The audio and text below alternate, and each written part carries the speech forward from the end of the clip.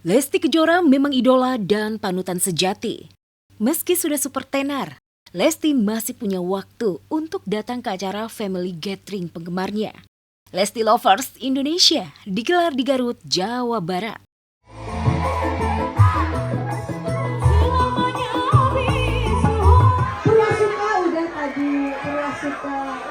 Benderanya tidak berhenti dikibarkan. Tidak naik pesawat terbang atau helikopter, Lesti bersama suami Rizky Bilar dan anak sulung Abang El memilih jalur darat. Naik kereta cepat ke Bandung, lanjut naik mobil ke Garut. Air mata Lesti tumpah melihat begitu besar sambutan fans kepadanya selama berkarir menjadi penyanyi dangdut.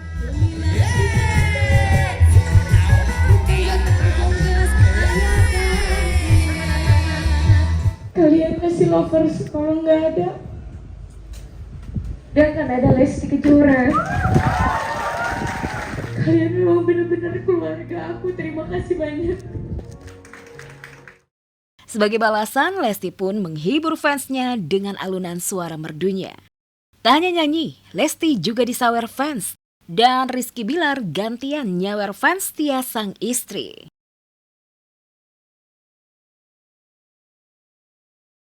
Baru juga menebar bahagia bareng fans Lesti Kejora, emosi Rizky Bilar kembali meledak.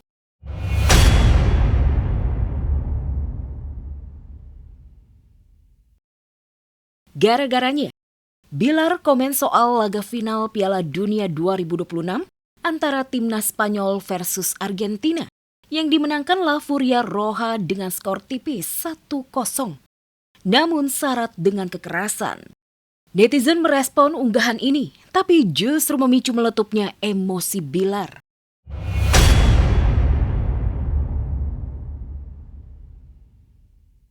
Bilar merasa tersinggung kasus lama kasus KDRT-nya pada Lesti sekian tahun lalu dikorek. Bilar pun meladeni sambil membuka fakta dari kasus Oktober 2022.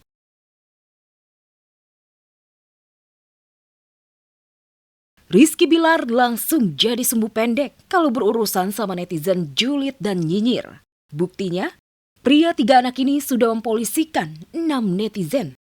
Dari seorang istri Bayangkari yang juga mengungkit soal kasus KDRT-nya, hingga warganet yang menuding ia cerai dari Lesti dan berselingkuh dengan Asila Maisa, anak sematawayang Ramzy. Untuk beberapa orang yang saya anggap itu khusus tertuju ke orang-orang tersebut, menganggap saya seperti itu. Tapi yang ketangkep beserta ikan-ikan kecilnya nggak apa-apa. Waktunya itu Bilar melaporkan itu. Sosial media tempat bagi orang-orang yang nggak punya pikiran. 4 tahun menyandang status janda 1 anak, Natalie Holscher sore ini siap buka lembaran hidup baru. Menikah lagi dengan Ari Padli alias Aripat, yang usianya jauh lebih muda darinya. Dan kemarin, Natalie tak kuasa menahan air mata di depan sang ayah dan foto mendiang sang mama saat meminta doa restu kembali berumah tangga untuk kali kedua.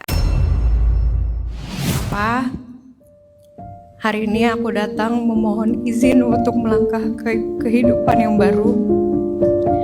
Dengan segala doa dan restumu, izinkan aku menikah dan membangun keluarga kecilku sendiri. Natalie anak tercinta, Papa dan almarhum Mama merestui langkah kamu menuju kehidupan baru. Kami mengizinkan engkau menikah. Semoga Allah senantiasa memberkahi rumah tanggamu. Kami bangga kepadamu. Pergilah dengan restu kami.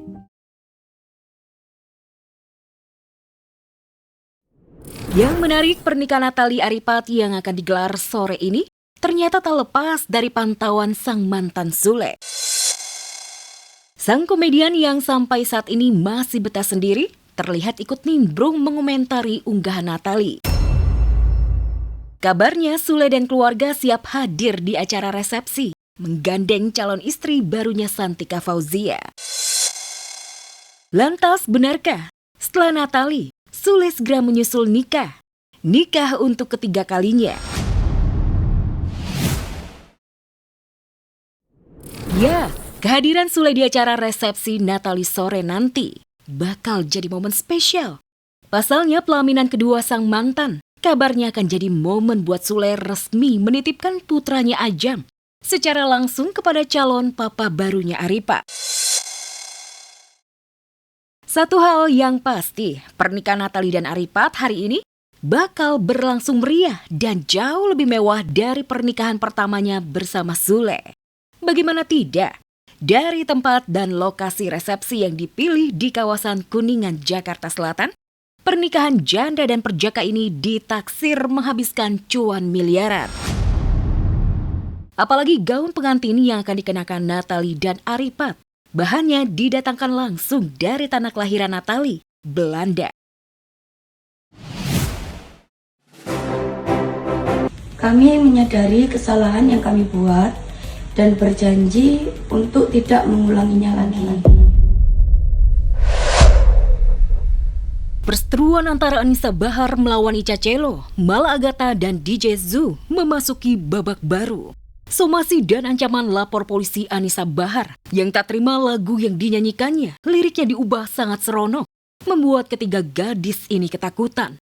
Ica, Mala dan DJ Zoo bahkan terbang dari Surabaya ke Jakarta demi menemui Anissa Bahar dan tim kuasa hukumnya. Ingin memohon maaf dan sampaikan tulus penyesalan. Saya sangat tidak suka dengan cara ini dan saya sangat dirugikan. Banyak sekali pasal yang akan kita kenakan. Sebelumnya, Ica Celo, Mala Agatha dan DJ Zoo ke masyarakat. Buntut diprotes LSM di Surabaya. Bahkan diadukan pula ke Polrestabes Surabaya. Rasa takut datang, namun justru muncul tambahan ancaman. Karena pihak Anissa juga serius ingin mengadukan ke polisi, yakni di Polda Jawa Timur. Benar-benar dicekam rasa takut. Akhirnya ketiganya mengunggah permohonan maaf lagi. Yang menarik, tampilannya berbeda. Mereka mengenakan busana tertutup disertai berkerudung. Sudilah kiranya Mami Anissa Bahar dan semua pihak yang terganggu atas perbuatan kami memaafkan karena setiap manusia pasti punya salah. Capek jadi orang baik. Sekali-sekali kayak kita harus memberikan efek jerah ya. Sepertinya ini adalah jalan yang terbaik.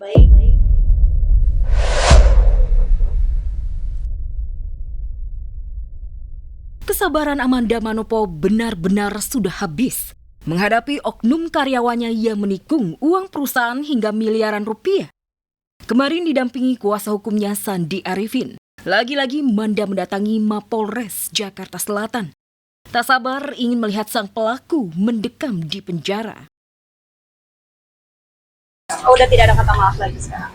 Dan dia nggak ada itikat baik ya buat kamu lagi minta maaf. Kalau ada etikat baik dari beliau pun saya sudah tidak mau.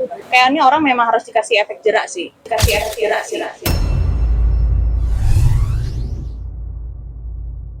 Rasa marah dan berang Amanda ke oknum karyawannya bukan semata-mata telah mengeruk uang perusahaan sebesar 3 miliar dalam waktu singkat, 8 bulan. Tapi karena ia tahu, ternyata rumah tangga bersama Kenny Austin yang baru seumur jagung diguna-guna oknum karyawan yang sengaja mengirim tanah kuburan, air minum dan menyalakan dupa. Yang target utamanya Amanda cerai dari Kenny Austin. Emang gak lucu sih. Itu ketawanya karena dia ngedukunin saya dulu. Jadi ada bukti-bukti juga, bukti-bukti otentik yang dimana lewat dari video-video, dari CCTV rumah. Jadi rumah saya didupa-dupain dan itu pasti kan akan merembet kemana-mana ya. Apalagi sekarang saya sudah menikah dan punya anak dan dia masih terus melakukan itu. Ingin memecahkan. Dan kalau misalkan saya cari tahu kayak tanah kuburan, menurut saya itu kayak mau mencelakai ya. Sungguh ironis di era yang serba modern. Karena alasan tak suka Amanda punya suami Kenny, sekaligus didorong hasrat ingin menguasai uang perusahaan. Oknum karyawan Amanda tega main jalur ilmu halus dan melakukan praktek perdukunan. Tak mau anak dan keluarga kecilnya hancur gara-gara praktek klinik oknum karyawan. Amanda yang biasanya santai, kali ini langsung bergerak cepat. Di situ dia udah mulai terlihat sangat jelas gitu, ingin memecahkan hubungan dan akhirnya melakukan perdukunan. Sekarang lebih mikirin masalah anak aja sih ya. Pokoknya mungkin kalau dulu-dulu saya disenggol, saya diomongin apa segala macam, saya diam. Tapi kalau sekarang kalau udah bawa anak mungkin sekarang tapi pengen banget melihat dia ada di dalam style itu. Mitos ini dianggap salah satu yang paling menyeramkan lantaran berhubungan erat dengan praktik tak lazim. Tanah kuburan dinilai mampu menjadi media untuk mengganggu seseorang ataupun menghancurkan bisnis. Teror mistis yang sengaja menyasar Amanda dan keluarga berantakan benar-benar membuat Amanda tak habis pikir. Mengapa oknum karyawannya tega? Padahal selama kenal kurang lebih setahun, ia sama sekali tak pernah cekcok atau ribut dengan oknum karyawan. Namun sejak dipecat, sang karyawan malah makin jadi, terus mengirim teror mistis dan ancaman pembunuhan. Ancaman lewat dari sosial media itu pasti ada. Kita ada voice note juga di mana ada komunikasi yang memang dari direktur selaku PT juga dari AIS selaku manajer saya juga ada ancaman-ancamannya. Ada ancaman ingin membunuh, kayak mendatangi dan segala macam.